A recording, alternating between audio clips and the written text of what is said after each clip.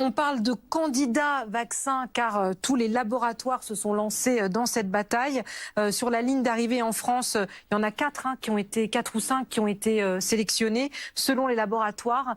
Julien Gall, on vous retrouve à votre tour dans la rédaction de France Info. Vous nous présentez ces différents vaccins, leur mode de fonctionnement et par qui ils nous sont proposés.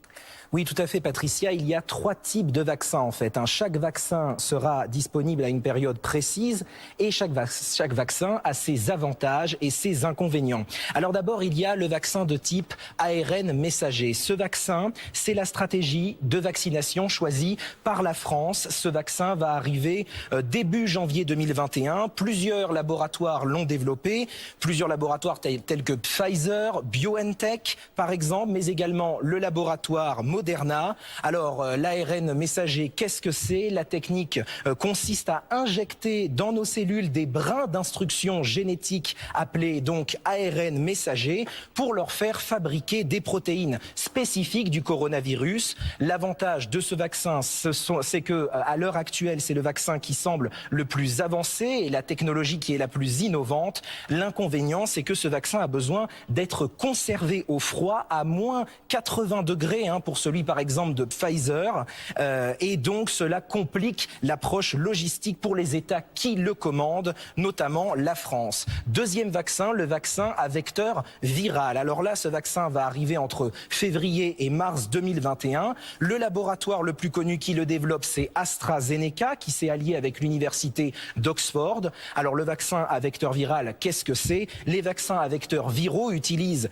comme support un autre virus peu virulent cette fois, transformé pour y ajouter une partie du virus responsable de la Covid-19. L'avantage de ce vaccin, il est moins coûteux, plus facile à stocker puisqu'il peut être conservé dans des réfrigérateurs et non à très basse température. L'inconvénient, pour l'instant, il n'est en moyenne efficace qu'à 70%. Et enfin, dernier vaccin, c'est le vaccin Made in France, en quelque sorte, le vaccin Sanofi. Je vous dis Made in France, mais il est donc le vaccin de Sanofi avec l'Institut Pasteur et avec des collègues britanniques, le laboratoire GSK. Alors qu'est-ce que c'est? Ce vaccin-là repose sur la technologie à base de protéines que Sanofi emploie d'habitude pour produire un de ses autres vaccins contre la grippe saisonnière. L'avantage de ce vaccin, c'est qu'il se base sur une technologie à base de protéines et c'est que Sanofi s'est engagé à produire 1 milliard de doses, mais l'inconvénient, entre guillemets, c'est qu'il ne sera disponible qu'au printemps 2021. À ce propos, Thomas Triomphe, vice-président de Sanofi Pasteur, l'assume.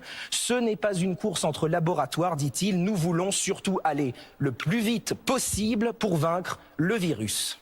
Il y a ça aussi, Arnaud Fontanet, pour nos téléspectateurs ce soir, on parlait de défiance et de confiance tout à l'heure. Quand on voit tous ces types de vaccins, dont certains sont utilisés, certaines techniques pour la première fois sur l'homme,